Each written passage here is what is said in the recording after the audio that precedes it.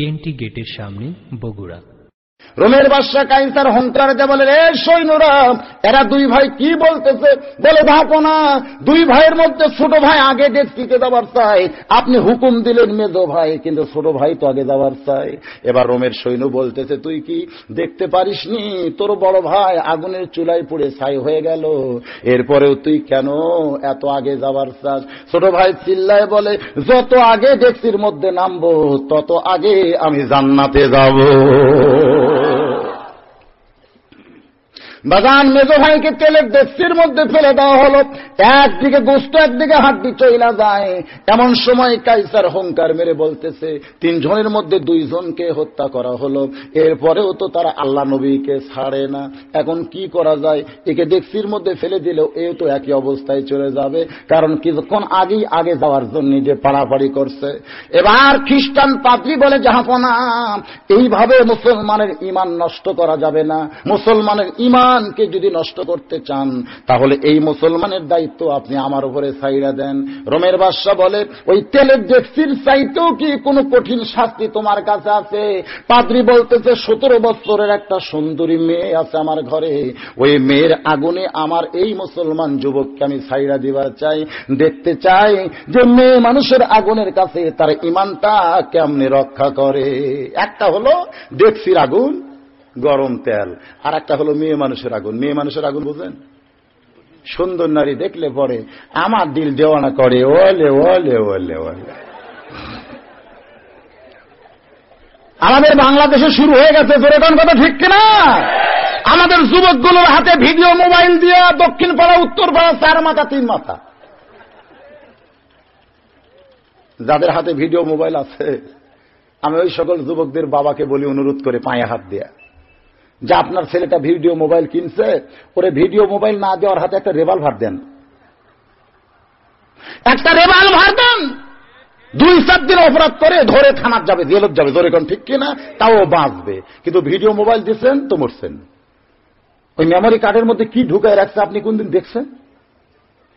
এই যারা যুবকদের বাবা আছেন, আমি আপনাদের পায়ে হাত দিয়ে বলতেছি, আজকে বাড়িতে যে আপনার ছেলে ডাকবেন, দেখে বলে, তোর মোবাইলটা দিয়ে তো বাবা, তোর মোবাইলের মেমোরির মধ্যে কি লুকায় রাখছিস? আজকে না, আপনি হঠাৎ সুযোগ বুঝে একদিন ডাক দেবেন, বুঝতেছেন না? আপনারা বলবেন যে কি আজকে আমাদের যুবকেরা কি করতেছে, এরা কেন এরকম হলো? এরা ওই আগুনের মধ্যে পড়ে গেছে, ধরে কোন ঠিক কিনা? আমি মরে যাবো রে, আর বাঁচবো না, ওরে লালো না। এই গানের মধ্যে কি বলতেছে? আমি মরে যাবো রে, আর বাঁচবো না, ওরে ললনা। ললনা মানে একটা মেয়ে, একটা মেয়ের জন্য একটা যুবক মরে যাবে, সেই গান আজকে বাংলাদেশে বাঁচতেছে, ধরে কোন ঠিক কিনা? এই শয়তান শিল্পীগুলা প্রত্যেকটা গান খালি প্রেম, খালি প্রেম। তাও কি প্রেম? ছ্যাক খাওয়া প্রেম, গাঁজা খাওয়া প্রেম, ফেন্সিডিল খাওয়া প্রেম। হাই রে প্রেম হয়েছে ভাই। এরা মনে হয় এগুলা গান ছাড়া গানই পারে না। একটা মেয়ে মানুষের জন্য সারা জীবন, সারা জীবন আমার জীবন গেল তুষের আগুনে, হায় মাথা নষ্ট, মাথা নষ্ট। আগেকার শিল্পীদের গানগুলো কি ছিল? মানুষকে আল্লাহর দিকে, নবীর দিকে, ইসলামের দিকে মানুষকে আহ্বান করা হয়েছে গানের ভিতর দিয়ে, জোরে কোন কথা ঠিক কিনা? আর এখনকার গানের ভিতর দিয়ে প্রত্যেকটা যুবক একটা মেয়ের জন্য জীবন দেবার চাই। এবার পাত্রীর 17 বছরের মেয়ের কাছে, মেয়েটা হলো সুন্দরী, সেই মেয়েটার কাছে এবার ছোট 3 ভাইয়ের মধ্যে ছোট এখনো জীবিত আছে, তাকে একটু নিয়ে যাবে, ওই আগুনের মধ্যেই তাকে পুড়াতে হবে। তার ঈমান থেকে যদি ইসলাম থেকে আপনি ফারেক করতে চান। রোমের বাদশা কাইসার বলে, পাদ্রী রে, কতদিন সময় লাগবে? বলে, কম করে হলো 40 দিন সময় আমারে দিতে হবে। 40 দিনের জন্য এবার মুসলমান যুবক রোমান বাদশার ক্যাথলিক ওই খ্রিস্টান বাদশার পাদ্রীর হাতে ছেড়ে দেওয়া হলো। পাদ্রী তাকে নিয়ে গেছে। এখন অন্দর মহলের ভিতরে ওই সুন্দর তরুণী তন্নিকে ওই যুবক মুসলমানের সামনে ছেড়ে দেওয়া হয়েছে, কারণ সাহাবীটা হলো যুবক। ধরে কোন সাহাবীটা কি? বুড়ো হলে সে আলাদা, বুড়ো হলে আলাদা। যুবক, যুবক বোঝেন না? আজকে ভালো কে, যুবক না বুড়ো? বুড়া মানুষগুলো মসজিদে যায়, সামনে কাতারে বসে, নাউজুবিল্লাহ নাউজুবিল্লাহ জিকির করে, আর যুবকগুলো যাবার চায় না, গেলেও ধড়পড় করে। 2-1 দিন যায়, অবশ্য 2-4 দিনে যায়, শেষে যাবে, আগে আসবে, শেষে যাবে, যাওয়ার সময় সবার শেষে, আসার সময় সবার আগে। আপনাদের এলাকায় এরকম যুবক নাই তো? আচ্ছা, যদিও মসজিদে যায় ওখানে যাও ধড়পড় করে। বাজান মানুষ যখন বুড়ো হয়, আমার ওয়াজের ক্যাসেটে আপনারা শুনেছেন আল্লাহর নবী বলেছেন আশ-শায়খু লা ইয়াদখুলুল জান্নাহ, বুড়া কোনোদিন জান্নাতে যাবে না। বুড়া কোনোদিন জান্নাতে যাবে? ওয়াজটা শুনেননি আপনারা? সামনে বসে এক সাহাবী ধরেছে কান্না। আল্লাহর নবী বলেন, রে বুড়ো সাহাবী কান্দো কেন? বলে কান্দার কারণ হলো আপনার সোনার জবর আপনি বলেছেন, কারণ আপনি নবী যেটা বলেন সেটা তো ইচ্ছা করে বলেন না, সেটা কে বলায়? আল্লাহ বলায়। মা ইয়ান্তিকু আনিল হাওয়া ইন হুয়া ইল্লা ওয়াহয়ুন ইউহা। আপনি নবী যখন বলেছেন বুড়া মানুষ জান্নাতে যাবে না, তাহলে আমি বুড়া না কান্দে কি আর থাকতে পারি? নবী বললেন, সাহাবী রে, ওই আল্লাহর শপথ করে বলতেছি তুমি জান্নাতি। সঙ্গে সঙ্গে বুড়ো সাহাবীর চোখের পানি মুছে মুচকি মুচকি হাসে। আল্লাহ নবী বলেন, রে বুড়ো সাহাবী, আল্লাহ যদি তোমারে জান্নাত দেয় তুমি কি এই মুহূর্তে যাবার চাও? বলে আল্লাহ দিলি তো আমি যাবার চাই। আল্লাহ নবী বললেন, আল্লাহ যদি এই বয়সে তোমারে জান্নাত দেয়? বুড়ো সাহাবী বলে আমার কোনো আপত্তি নাই। নবী বলতেছে আমার আপত্তি আছে। তোমার আপত্তি নাই কিন্তু আমার আছে। তুমি বুড়ো মানুষ জান্নাতে যায় কি করবা? বলে হুজুর কোন কি? সোনালিটির বাড়ি চাই। আল্লাহ তোমার সোনালিটের বাড়ি দিলে আর পরে কি চাইবা? বলে হীরা জহরতের বর্তন চাই। এরপরে কি চাইবা? বলে আঙ্গুর ফলের বাগান চাই। নবী তাবাসসুম মুস্কি হাসি দিয়ে বললেন, এত ফল থাকতে আঙ্গুর ফলের বাগান তুমি কেন চাইলা? বুড়া সাহাবী বলতে তো হুজুর আমার একটাও দাঁত নাই। যদি আল্লাহ সবরি ফলের বাগান দেয়, আপেল ফলের বাগান দেয়, খালি চায়ে চায়ে দেখা লাগবে, খাওয়ার কোনো বুদ্ধি নাই। কিন্তু আমার দাঁত না থাকলে কি হবে? মাসা শক্ত আছে, এর মধ্যে আঙ্গুর ফাইলা যদি ঠাসি মারি রস দিয়ে আমার পেট ভরে যাবে, এই জন্য আঙ্গুর ফলের বাগান চাই। নবী বললেন, সাহাবী রে, তুমি যে পুরুষ মানুষ, বলে হ্যাঁ। তুমি কি জানো আল্লাহ প্রত্যেকটি জান্নাতি পুরুষকে কম করে হলো 70টা হুরগেলমান দিবে। এতগুলো হুরগেলমান বউ যদি আল্লাহ তোমারে দেয়, যাদের বয়স হবে 16 কি 17, এই 16-17 বছরের 70টা বউ যখন আল্লাহ তোমারে দিবে, তুমি কি করবা? বুড়া সাহাবী কান্দার বলে, হুজুর আমার দেখা ছাড়া বুদ্ধি নাই। আল্লাহর নবী বললেন, আল্লাহ কি তোমাকে বউ দেখার জন্য দিবে নাকি? বুড়ো কান্দার বলে, ইয়া রাসূলুল্লাহ, আমি বসলে দাঁড়াবার পারি না, দাঁড়ালে বসতে পারি না, আমার মাজা বেঁকা হয়ে গেছে, এতগুলো বউ নিয়ে আমি কি করব? দরকার নাই। আল্লাহর নবী বললেন, সাহাবী রে, এই জন্যই তো বলতেছি বুড়া মানুষ জান্নাত পাবে না, কারণ তুমি বুড়া মানুষ জান্নাতে গেলে আল্লাহর নিয়ামত তোমার জন্য হবে না। আল্লাহ যখন তোমারে জান্নাত দিবে তখন তোমাকে বুড়ো বানায় দিবে না, আল্লাহ তোমাকে যুবক বানায় জান্নাতে দিয়া দিবে। এ হাদিসের দ্বারা বোঝা যায় জান্নাতের সঙ্গে যুবকের সম্পর্ক। জোরে কান, কার সম্পর্ক? যৌবন বয়সের সম্পর্ক হলো জান্নাতে, বুড়ো মানুষের সম্পর্ক কিন্তু জান্নাতে নাই। তাহলে জান্নাতে যদি যুবকের সম্পর্ক হয়, ইবাদতেও কিন্তু যুবকের সম্পর্ক আছে। জোরে কান, ঠিক কিনা? এটা আমার আব্দুল সাত্তার ভাই বসে আছে। এই বছর হজ করতে গিয়ে দেখছি এক বুড়া পাথর মারবার দাঁড় পারতেছে না। ওই জামরাত যে পাথর মারা লাগে, ও পাথর মারতে যাবে না। আমারই কয়, হুজুর আমারটা যদি আপনি মারতেন। তো আপনারটা আমি মারবো কেন? আপনাকেই মারা লাগবে। না হুজুর, ওই ভিড়ের মধ্যে আমি বাঁচবো, আমি যাব না হুজুর। আচ্ছা পাথর মারাকে সুন্নত না নফল? ওয়াজিব তরক করলে আমি কইলাম, যদি পাথর না মানে তাহলে 10,000 টাকা জোগাড় করেন, একটা দম দেওয়া লাগবে। না হুজুর আমারটা একটু মারেন হুজুর। তো আপনার হজ কি এখনো ফরজ হয়েছে? এই বছরই হয়েছে না আগে? না, অনেক আগে হয়েছে, কিন্তু আমি তখন আসিনি। কি জন্য আসেননি? না, হজ করে যাই আর খারাপি করা যাবে, তাই এজন্য এমন বয়সে আইছি আমি যাই যেন খারাপি করবার না পারি। মানে খারাপি করার মতন পাওয়ারই নাই, পাথর মারার পাওয়ার নাই, আর কি করবে? কর আসলে আশ্চর্য হতে হয়, যত বুড়া হাজি সব বাংলাদেশের। তোর এখন কোন দেশের?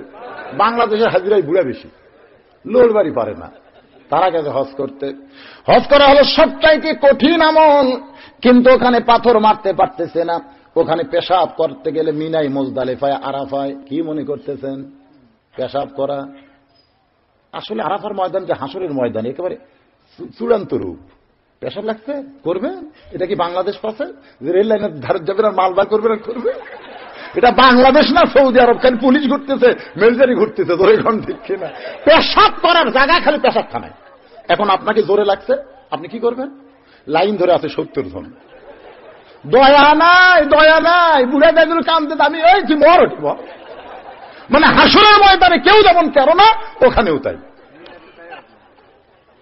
আরাফার ময়দানে। এই জন্য আমার সঙ্গে যারা ছিল তাদেরকে বলে দিলাম, তোমরা কম করে খাও, কম করে খাও, পানিও খাবা না, কোনো কিছু খাবা না, না খেয়ে থাকলে পেশাব পায়খানা কম হবে, তোমরা শান্তি পাবে। ধরে কোন ঠিক কিনা? বাগান পরীক্ষার জায়গা, আমার আল্লাহ ওই জায়গায় পরীক্ষা করে যখন মানুষকে ফিরে নিয়ে আসে, ওই মানুষের দ্বারা আর কোনো খারাপ কাজ হয় না। কিন্তু যারা হারাম কামাই নিয়ে হজ করতে যায়, ওখানেও যায় তারা হজ কামাই করে। ধরে কোন ঠিক কিনা?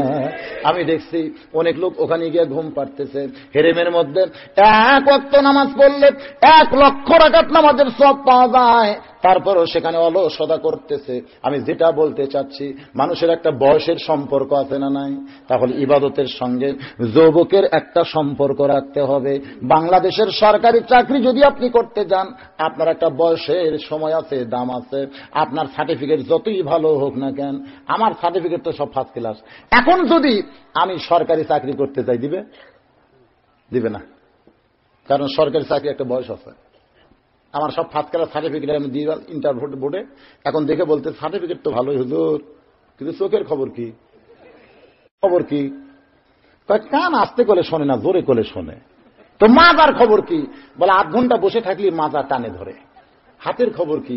কলম ধরলে থরথর করে কাঁপে। সার্টিফিকেট নিয়ে বাড়ি যা। চাকরি করতে গেলে চোখ ভালো, কান ভালো, মাজা ভালো, হাত ভালো থাকতে হবে। আপনি ফার্স্ট ক্লাস পাইছেন, কিন্তু এখন কলম ধরলে হাত কাঁপে, আপনি লিখবেন কেমনে? আপনার 1 ফুটের মধ্যে লিখতে হবে, কিন্তু চোখের কোনো পাওয়ার নাই। আপনাকে যদি কেউ আসা ছাড় হয়েছেন যদি গাল দিয়ে যায়, আপনি শুনবারও পাবেন না। এজন্য আপনার চাকরি দেওয়া যাবে না। আবার যদি সময় মতো কেউ সরকারি চাকরি করতে যায়, যখন 56 বা 60 বছর বয়স হয়ে যায়, তখন সরকার দয়া করে বলে যে যৌবনটা আমারে দিয়েছে, এখন বয়স হয়েছে বলে তার দ্বারা আমি কাজ করাই নেব না, বরং তাকে পেনশন দিয়া বলে আপনি যতদিন বাঁচবেন আপনাকে খাবার দেওয়া হবে, বেতন দেওয়া হবে, আপনার কোনো চিন্তা নাই।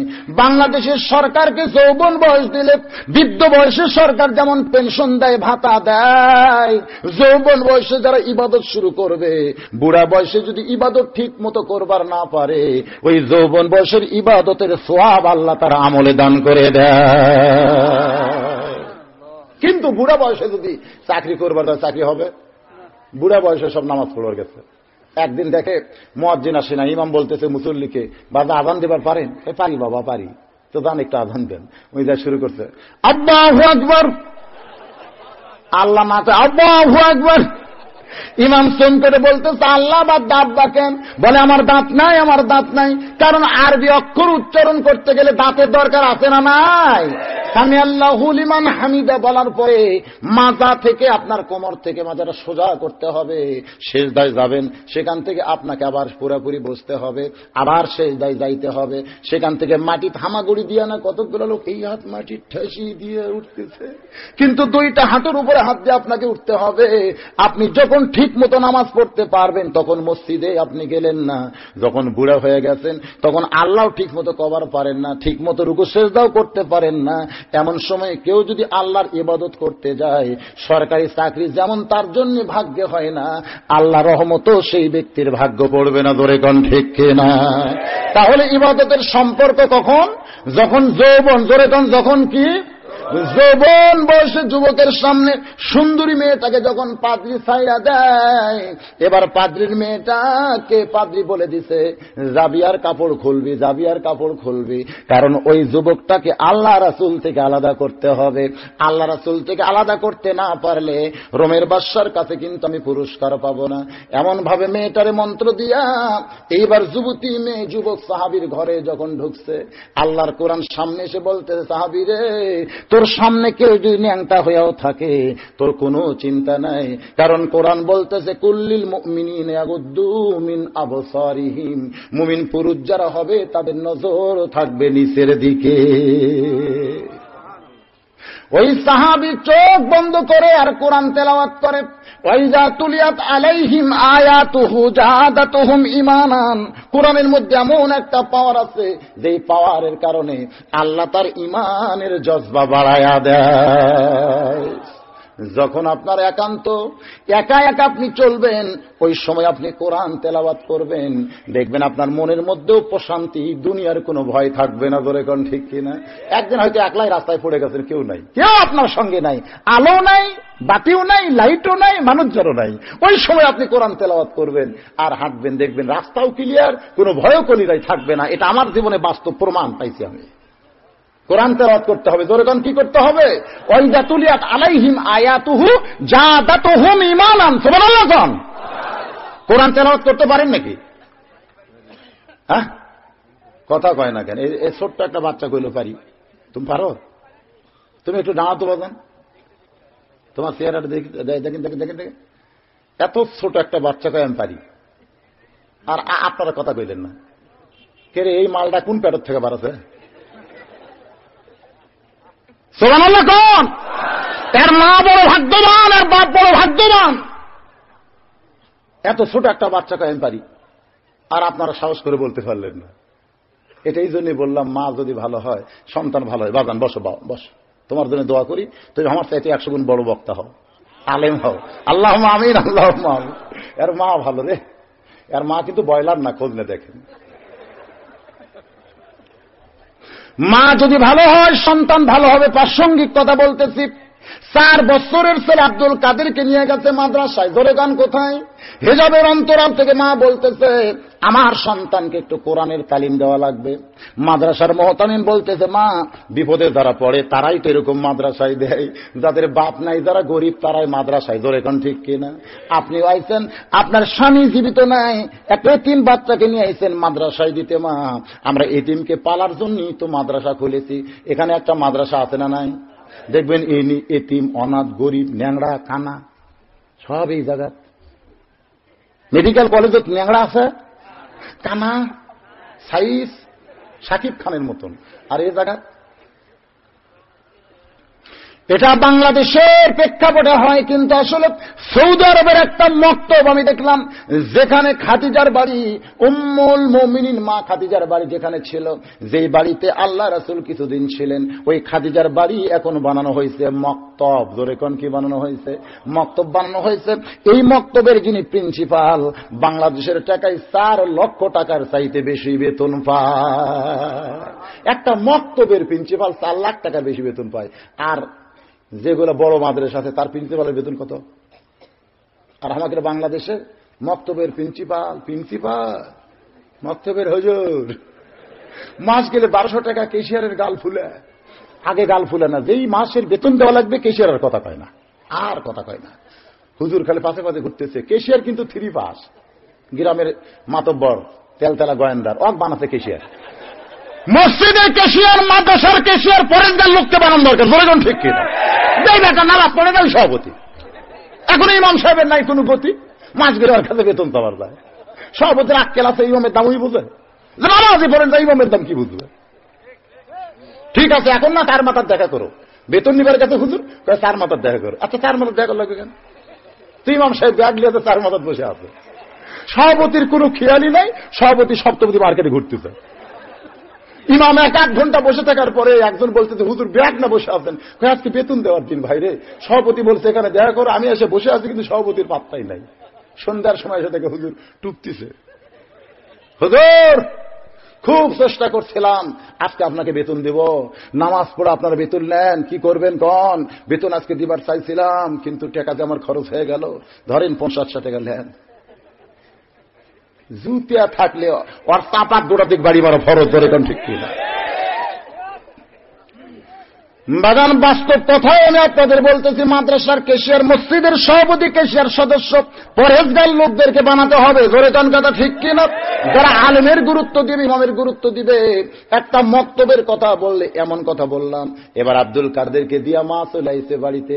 পরদিন সকালবেলায় ওস্তাদ আব্দুল কাদেরকে, বছরের আব্দুল কাদের সালাম দেয়া বলে, হুজুর বলে এখন তোমাকে তালিম দেওয়া হবে। তোমার মা দিয়ে গেছে মাদ্রাসায় কোরআনের তালিম দেওয়ার জন্য। বাজান আগে তো কোরআন না, আগে তোমাকে কায়দা পড়াতে হবে। এবার আব্দুল কাদেরের সামনে ওস্তাদ কায়দা বের করে বলতেছে, বলো আলিফ। যেই বলেছে বলো আলিফ, সঙ্গে সঙ্গে লাম মিম যালিকাল কিতাবুল লা রাইবা ফীহি হুদাল লিল মুত্তাকিন আল্লাযীনা ইউমিনুনা বিল গায়বি ওয়া ইউকিমুনাস সালাত ওয়া মিম্মা রাযাকনাহুম ইউনফিকুন। ওস্তাদ মারছে দৌড়। কে রে, আমি কইলাম আলিফ, তারপরে বলবো বা, আলিফের পরে বা, ওই বা না কই লাম মিম কই শুরু করলো, থামে না। মারছে দৌড়। অন্য শিক্ষকরা বলে দৌড়ান কেন? বলে দেখবার যদি চাও তাড়াতাড়ি আসো। অবাক করা ঘটনা ঘটে যাচ্ছে। এবার সমস্ত শিক্ষক ছাত্র মিলে এসে সবাই তাকায় দেখে আব্দুল কাদের 4 বছরের ছেলে খালি ঝুঁকতেছে আর পড়তেছে, ঝুঁকতেছে আর পড়তেছে। ওস্তাদ কোরআন শরীফ মেলা পৃষ্ঠা উল্টাইতে থাকে, আরো খালি পড়তেই থাকে, পড়তেই থাকে। এমন ভাবে আল্লাহর কোরআন পড়তেছে, ওরে আর কে থামাবে? ও যেন আল্লাহর সঙ্গে নিজের অস্তিত্ব বিলীন করেছে। আসলেই তো তাই। যখন কোন আল্লাহর বান্দা কোরআন পড়ে, আল্লাহ তার ইমানের তাজাল্লি বাড়ায়া দেয়। এই কোরআন আমার আল্লাহরই বাণী। যখন কেউ কোরআন পড়ে, সে সকল আল্লাহর সঙ্গে যেন গল্প করে। যেই 18 পারা আর ব্রেক হয়ে গেছে। 18 পারা পড়ার সঙ্গে সঙ্গে আব্দুল কাদের ব্রেক, আর পড়তেছে না, থেমে গেছে। তাকায় দেখে 2 চোখ দিয়ে বাচ্চার দর দর করে পানি পড়তেছে।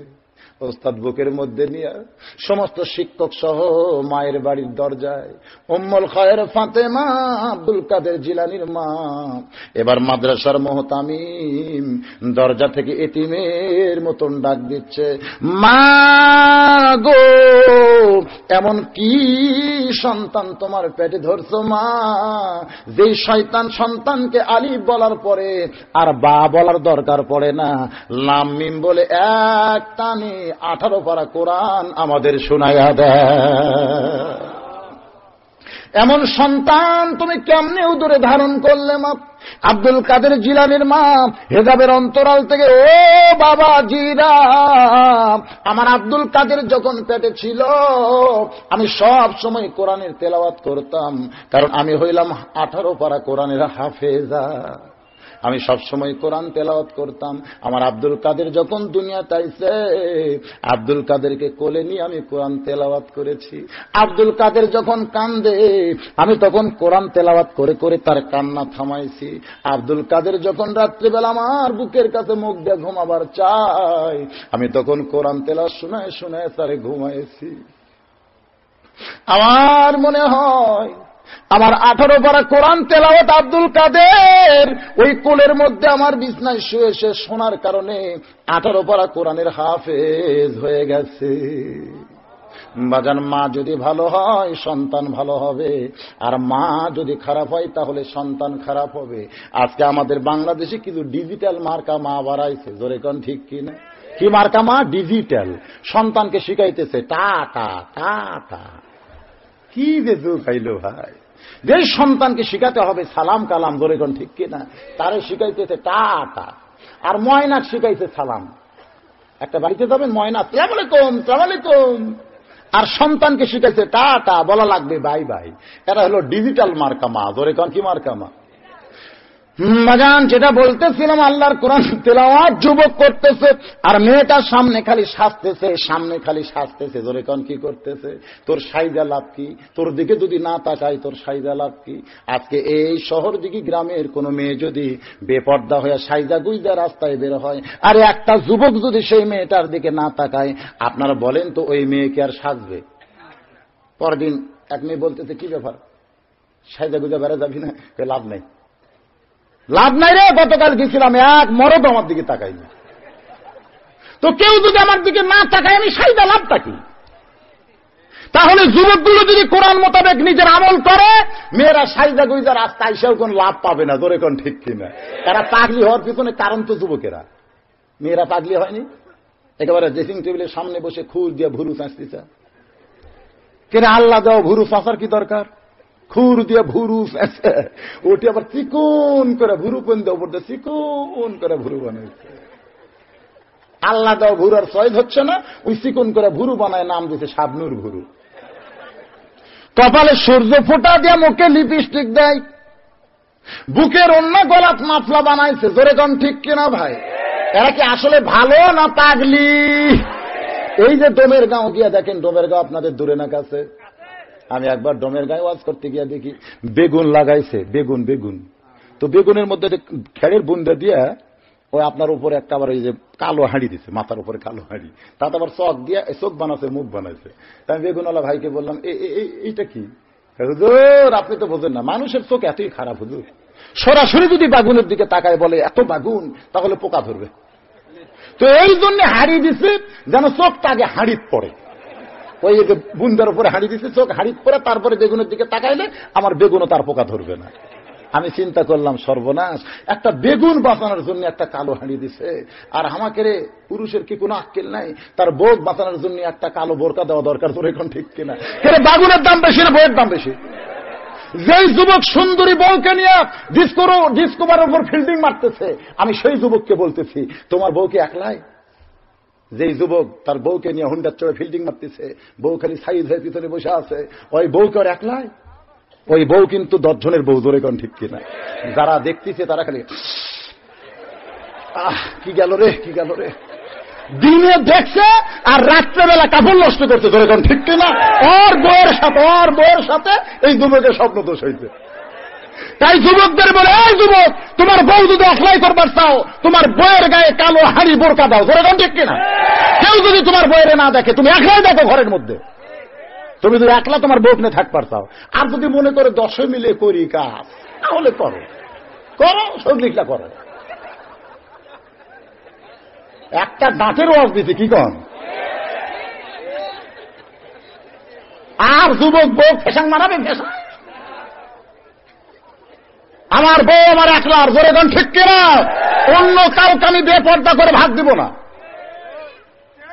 পাগলি হয়ে গেছে, পাগলি। এই পাগলি হওয়ার পিছনে আমাদেরও দোষ আছে, জোরে কোন আছে না নাই? এবার যুবক সাহাবী একবারও তাকায় না, 1 দিন 2 দিন 3 দিন এমন ভাবে চলে যায়। 3 দিন তোর বাড়িতে গেলাম, দেখা পাইলাম না। বন্ধু গান ছিল না, বন্ধু 3 দিন তোর বাড়িতে গেলাম, দেখা পাইলাম না। মেয়েটা 1 2 3 না, 1 মাস পর্যন্ত সামনেই থাকে, কিন্তু বন্ধুরে তোর চেহারাটাও দেখলাম না। ওই যে নজর মাটির দিকে করে আল্লাহর কোরআন পড়ে, অন্য কোনো দিকে তার খেয়াল নাই, খালি 2 চোখ দিয়ে কান দেয়, বলে 2 ভাই তোমরা 2 জন আরাম করতেছো, কিন্তু আমার আরাম কবে হবে? এবার মেয়েটা বলতেছে, তোমার 2 ভাই তো ওই ডেক্সির মধ্যে পুরো শেষে কই ভাজা হয়েছে, তারা কেমনে আরাম করে?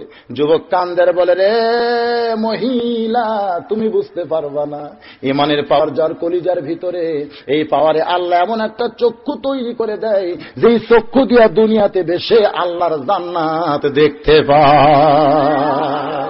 মেয়েটা বলতেছে, যুবক রে তোমাকে 1 মাস হলে দেখতে দেখতে দেখতে আমার মনটা তোমার প্রেমে পড়ে গেছে। তুমি যে আল্লাহর প্রেমে পড়ে আজকে সুন্দরী মেয়ের দিকে তাকাও না, ওই আল্লাহর প্রেমে আমি একটু পড়তে চাই। যতদিন জুলাইখা ইউসুফ ইউসুফ ইউসুফ ইউসুফ জিকির করেছে, ততদিন কিন্তু জুলাইখা ইউসুফ রে পাই নাই, ইউসুফ রে পাই নাই। যেদিন জুলাইখা ইউসুফকে বাদ দিয়া রাস্তায় বসে কান্দার বলে, ও ইউসুফের আল্লাহ, ইউসুফ তোমার প্রেমে পাগল হইয়া আমার মতো সুন্দরী জুলাইখার দিকে একবারও তাকায় না। আমি কত চেষ্টা করলাম, তারপরে ইউসুফ রে পাইলাম না। আমি বুঝতে পেরেছি আমি জুলাইখার চাইতে তুমি কত যে সুন্দর, তোমার সৌন্দর্য আমি জুলাইখা দেখতে চাই। ও ইউসুফের আল্লাহ, আজ থেকে তুমি শুধু ইউসুফের আল্লাহ নও, আমি তোমাকে আমার আল্লাহ বানায়া আমি ইউসুফের প্রেম কলিজার মধ্যে রাখবো না, এই কলিজার মধ্যে শুধু তোমার জায়গা দেব আল্লাহ। ইউসুফ যে আল্লাহর প্রেমে পড়া আমার মতো জুলাইখার দিকে তাকাই না, আমি সেই ইউসুফের আর প্রেম করব না, আমি ইউসুফের আল্লাহর প্রেমের পাগলি হবার চাই। জুলাইখা যখন ইউসুফকে ভুলে গিয়া ইউসুফের আল্লাহর প্রেমে পড়েছে,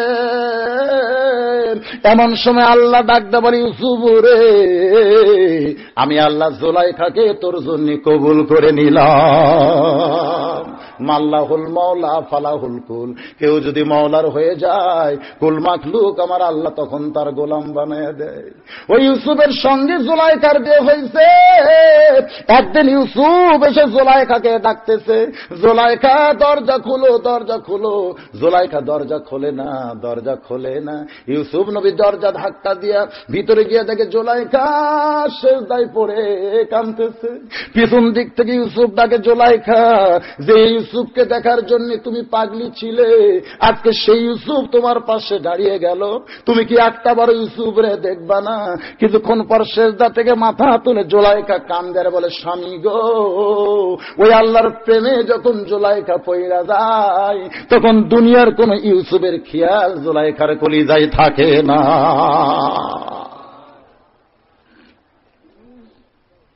মেয়েটা কান্দার বলে, কে গো তুমি? যে মেয়েটাকে দেখে দুনিয়ার যুবকেরা পাগল হয়ে যায়, আজকে একই ঘরের মধ্যে একটি মাস কাটাইলাম, একটাবারও তুমি আমার দিকে তাকাও না। আমি তোমার প্রেমে নয়, তুমি যে আল্লাহর প্রেমে, যে আল্লাহর ভক্তিতে দুনিয়ার সুন্দরী মেয়ের দিকে তাকাও না, আমি সে আল্লাহর প্রেমের প্রেমিকা হবার চাই। এবার যুবক বলতেছে, তাহলে আল্লাহর প্রেমের প্রেমিকা যদি হবার চাও তাহলে পিছন দিকে বসে আমার সঙ্গে পড়ে নাও, লা ইলাহা ইল্লাল্লাহু মুহাম্মাদুর রাসূলুল্লাহ সাল্লাল্লাহু আলাইহি সাল্লাম। যে মেয়েটা তাকে নষ্ট করার জন্য ঘরে ঢুকছে, ওই মেয়েটাই আজকে তার অতীতকে নষ্ট করে ভবিষ্যৎটাকে সুন্দর বানায় দিয়েছে। ধরে কান সুবহানাল্লাহ। বাজান, মেয়েটা বলে, কে গো তুমি? এখানে যদি থাকো তাহলে তোমার কাছে ঈমান গ্রহণ করার কারণে তোমাকে আমাকে দুইজনেই মেরে ফেলবে, হত্যা করবে। বলে, আসলে ঈমান গ্রহণ করার পরে কেউ যখন হত্যা হয়, হত্যা না, ইযা আসাবাতুহুম মুসিবাতুন ক্বালু, সকলে বলেন ইন্না লিল্লাহি ওয়া ইন্না ইলাইহি রাজিউন। আমরা যেখান থেকে এসেছি আবার সেখানে আমরা ফিরে যাব।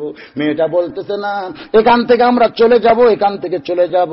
বাজান, সংক্ষেপ করে বলতেছি, ঘোড়ার পিঠে চড়ে যখন দুইজন চইলা যায়, মরুভূমির মধ্যে খুব দ্রুত গতিতে চলতেছে, পিছন দিক থেকে দুই ভাই ডাকতেছে, এ তোমরা এমন ভাবে পালিয়ে কোথায় যাও? তোমাদেরকে হালাল হতে হবে। সুবহানাল্লাহ কোন?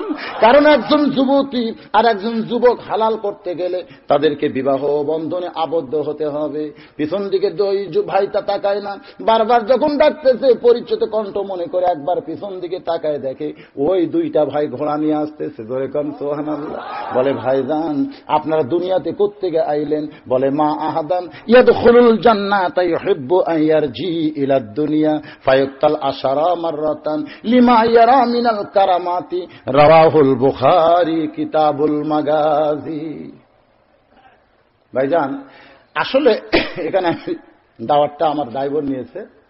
শহর দিঘিতে গত বছর আমি ওয়াজ করছিলাম 9টার পরে, আজকে আমাকে 9টায় তুলে দিবে চান্দ্রগোনার মাহফিল। আমি বলেছিলাম মাগরিব থেকে 6টা থেকে 8টা পর্যন্ত আমি কথা বলতে পারি। এখন ঘড়িতে 8টা বেজে গেছে, কিন্তু আপনাদের ওয়াজ শোনার যে সাইজ, না আমি আসলে শোনেন, আমি তো মাগরিবের পরে যেগুলো ওয়াজ ধরি সময়ের দিকে খেয়াল করে ওয়াজ করা লাগে, কারণ এগুলো আমি নফলের মধ্যে রাখছি। আর যেটা 1 বছর আগে দাওয়াত নিচ্ছি এগুলো ফরজ। আপনারা বলেন, নফল আদায় করতে গিয়ে কি ফরজের ক্ষতি করা যাবে? হ্যাঁ, না না না, ফরজের ক্ষতি করা যাবে না। তো আমি যখন উঠছি তখন থেকে আজকে অবশ্য ওয়াজ একটু কম হয়েছে, আমি বুঝতেছি, কিন্তু আমি আপনাদের এলাকার সন্তান, আপনারা একটু সময় সুযোগ মতো আমাকে যদি একটু দাওয়াত দেন, বুঝেন না, হয়তো বুঝবেন। হুজুর কিছুদিন আগে একজন ফতুয়া দিতে, হুজুর 1 বছর আগে দাওয়াত দিতে হবে, অগ্রিম দেওয়া লাগবে, এইটা কি ইসলামে জায়েজ আছে? আমি বললাম, তোমার ফতুয়া ঠিক আছে, কিন্তু বর্তমানে সেই ইসলাম বাংলাদেশে নাই। তুমি যে ইসলামের ফতুয়া দিচ্ছ সেই ইসলাম বর্তমানে বাংলাদেশে নাই। জোরে কোন ঠিক কিনা? ইসলাম যদি আজকে বাংলাদেশ ঠিক থাকতো তাহলে কালো বজবজিত আকর্ষণ মানুষের তৈরি হতো না, এই নূর কোরআনের আকর্ষণ মানুষের কলিজায় তৈরি হতো। জোরে কোন ঠিক কিনা? কিন্তু আজকে দেখো বক্তা খুঁজতেছে, ওই যে আমার 1.5 ইঞ্চি এক লাতি আছে, মেহেদি হাসান, 1.5 ইঞ্চি লাতি, আমারই লাতি, 8 বছরের সোল, সব দেখার জন্য যায়। 9 বছরের সওয়ালকে মেহেদি আসতেছে, চলো যাই। ওই ঠিক মতো কোরআন শরীফ পড়ার পারে না, তার ওয়াজ শুনবি মানুষ। এটা কি কোরআনের আকর্ষণে না ভেটকি শুরু করছেন? গতকাল এক মাহফিল হলো, আগে ছিল নারী, এখন হয়েছে পুরুষ। রাজিয়া সুলতান ওরফে আব্দুর রাজ্জাক, সবাই বলতেছে দেখতে যাচ্ছি। আর কি বাড়তেছেন, দেখার জন্য সময় আছে? আপনার আকর্ষণ তৈরি করেন আল্লাহর কোরআনের, জোরে কোন ঠিক কিনা? আর কি বলে নিচ্ছে, কলস রাখেন মুখটা করে সোজা, অল্প চাপি কলস ভরবে, জোরে কোন ঠিক কিনা? সারা শুনেও লাভ হবে না। আমি যতক্ষণ আলোচনা করলাম একটা সাবজেক্ট, একটা বিষয়ের উপর কথা বলেছি, হ্যাঁ 3টা আয়াতের উপর আমি কথা বলেছি আপনাদের সামনে। ভাইজান যারা দাঁড়িয়ে আছেন একটু আল্লাহর রাস্তায় বসেন, আমি সকলকে মিলে একটু দোয়া করি।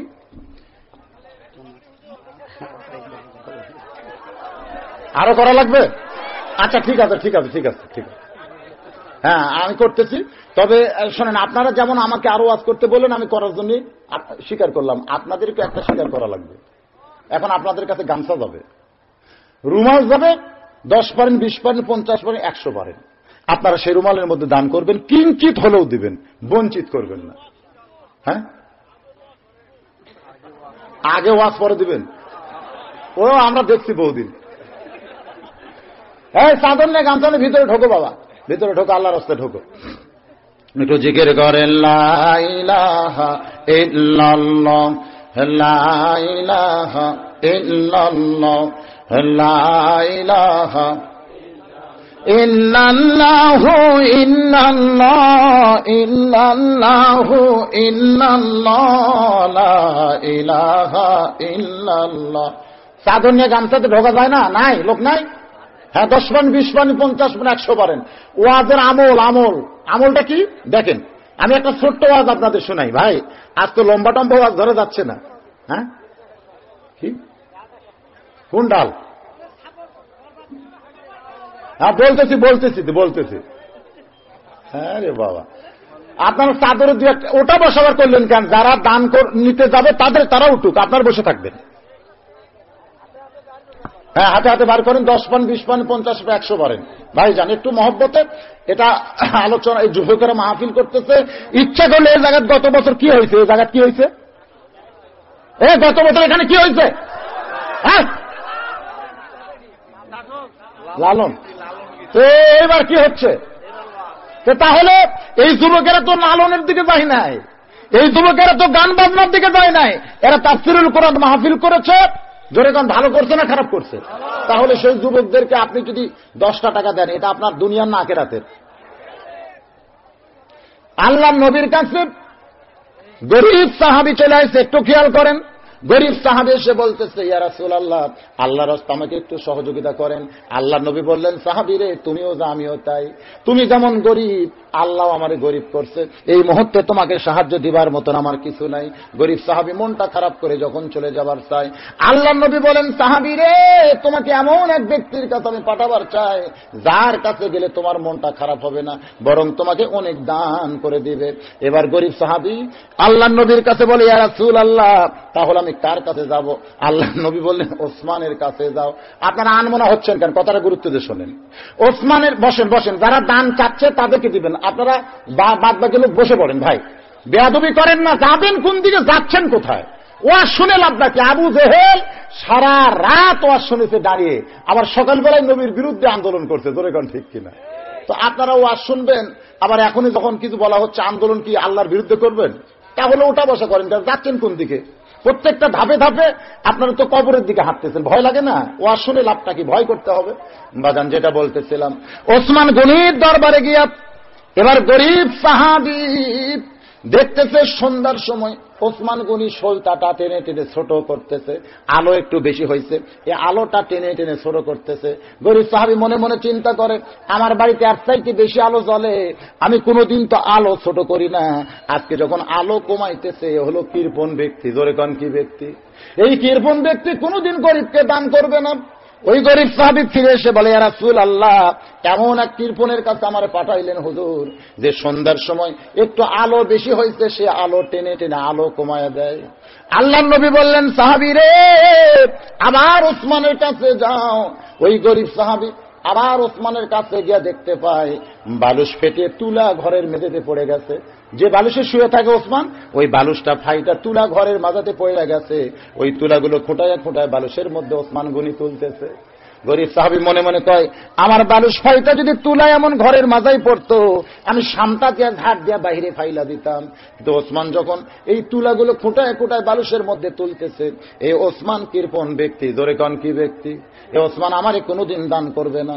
বাজান গরিব সাহাবী চলে গেছে আবার নবীর কাছে, বলে ইয়া রাসূলুল্লাহ, এমন কৃপণ আমি কোনোদিন দেখি নাই, বালুস ফাইটা তুলা পড়ে গেছে, আর সেই তুলা কুড়ে কুড়ে খোলের মধ্যে যে ঢুকায়, এই ওসমানের মতন কৃপণ কেউ নাই, সে আমারে কেমনে দান করবে? আল্লাহ নবী বললেন, সাহাবী রে, তুমি আবার ওসমানের কাছে যাও। সেদিন গরিব সাহাবী আর না গিয়া পরদিন সকালবেলায় ওসমানের দরবারে গিয়া দেখে ওসমান গুনি সামনে একটা পুরানো পাঞ্জাবি নিয়া কয়েক জায়গায় ছিঁড়ে গেছে, ওই ছিঁড়া পাঞ্জাবি সেলাই করবেন, কিন্তু শুয়ের মধ্যে সুতা ঢুকাবার পারতেছেন না, কারণ চোখের জ্যোতি কমে গেছে। ওসমান কিন্তু শুয়ে কানে ধরে সুতা খালি সাইড দিয়ে মারতেছে। গরিব সাহাবী দূর থেকে দেখে আর চিন্তা করে যে ওসমানকে আল্লাহ এত সম্পদ দিছে, এই ওসমান ইচ্ছা করলে একটা দর্জির কাছে দিলেও তো তার জুব্বা সেলাই করতে পারত, কিন্তু ওসমান এমন কৃপণ, দর্জিকে 2 টাকা দেবে না, নিজের জুব্বা নিজেই সেলাই করতে চায়। এই কৃপণকে একটু সহযোগিতা করা দরকার। ঠাট্টা বিদ্রুপ করে গরিব সাহাবী এসে সালাম দিয়ে বলে, ওসমান ভাই, আপনার মতন কৃপণ মানুষ দুনিয়াতে আর কেউ নাই, শুয়ের মধ্যে যখন সুতা ঢোকাবার পারতেছেন না, দেন আমি একটু আপনার উপকার করে দেই। এই বলে গরিব সাহাবী সুই আর সুতা নিয়ে যেই মাত্র শুয়ের মধ্যে সুতা ঢুকাইয়া দিছে, ওসমান গনি ম্যানেজারকে ডাকতেছে, ম্যানেজার ভাই। ম্যানেজার দৌড়ে এসে বলে, হুজুর কি হয়েছে? বলে, আমার এই ভাইকে তুমি 100 উট দিয়া দাও। গরিব সাহাবী হাঁটু গেড়ে বসে বলে, হুজুর আপনি কি বলতেছেন? বলে, তোমাকে 100 উট দেওয়ার কথা বলতেছি। ম্যানেজার, আমার এই গরিব ভাই যে উট পছন্দ করে, সেই পছন্দের 100টা উট আমার গরিব ভাইকে দান করে দাও। গরিব সাহাবী কান দিয়ে বলে, ওসমান ভাই, আমি গতকাল সন্ধ্যায় 2 বার আইছি। প্রথমে দেখলাম শোলটা ছোট করতেছেন আলো বেশি হওয়ার কারণে, তারপরে দেখলাম আপনি এই যে তুলাগুলো বালুসের খোল থেকে পড়ে, আপনি সেই তুলা কুড়ায় কুড়ায় বালুসের খোলের মধ্যে ঢুকাইতেছেন। আবার আজকে সকালে দেখলাম আপনার ফিরাজুব বা সেলাই করার জন্য আপনি শুয়ের মধ্যে সুতা ঢুকাবার পারতেছেন না, আমি সামান্য শুয়ের মধ্যে সুতা ঢুকাই দিলাম, আর আমাকে 100টা উট আপনি দিয়ে দিবেন। এটা কেমন কথা ভাই? ওসমান বলে, রে আল্লাহর বান্দা, তুমি পরপর 3 বার যেইটা দেখছো এইটা হলো দুনিয়া, আর তোমাকে 100 উট দেওয়া এইটা হলো আখিরাত। সুবহানাল্লাহ কবেন না? 100 উট দেওয়া এটা কি? এটা আখিরাত। আর 3 বার যেটা তুমি দেখছো এটা হলো দুনিয়া। আমার দুনিয়া এইরকম তুচ্ছ, আর আখিরাত আমার কাছে এরকম দামি। আমি তোমাকে যে 100টা উট দিলাম, এটা কি? এটার জায়গা কোন জায়গায় পাবে? জোরে গান কোন জায়গায়? আজকে যখন টাকার কথা বলা হয়েছে কিছু দান করেন, তখন আপনারা মনে করলেন যে দেওয়াটাই লস, দুনিয়া মনে করলেন, আর কোরআনের মাহফিলে বসাটাকে আখিরাত মনে করলেন। ভাইজান, 10টা টাকা যারা আজকে এই মাহফিলে যুবকদের মাহফিলের উদ্দেশ্যে দান করে দিলেন, এই 10টা টাকা আপনার আখিরাতের জান্নাতের সম্বল হবে। জোরে কোন কথা ঠিক কিনা? হ্যাঁ, একটু মহব্বত নিয়ে দরুদ পড়েন। আল্লাহুম্মা সাল্লি আলা সাইয়্যিদিনা মাওলানা মুহাম্মদ ওয়া আলা আলি সাইয়্যিদিনা শাফিআনা। প্রধান অতিথি হিসেবে আসছে মোনাজার আগে। জি, কোথায় আছে? এই লোক গেল, আমি পরে দেখতেছি, পরে লিখতেছি। হ্যাঁ, প্রধান অতিথি কোথায়? আচ্ছা, জি জি ভাই, এই দেন প্রধান অতিথি সাহেব এখানে বসবে নাকি? মাইক মাইক, জি জি।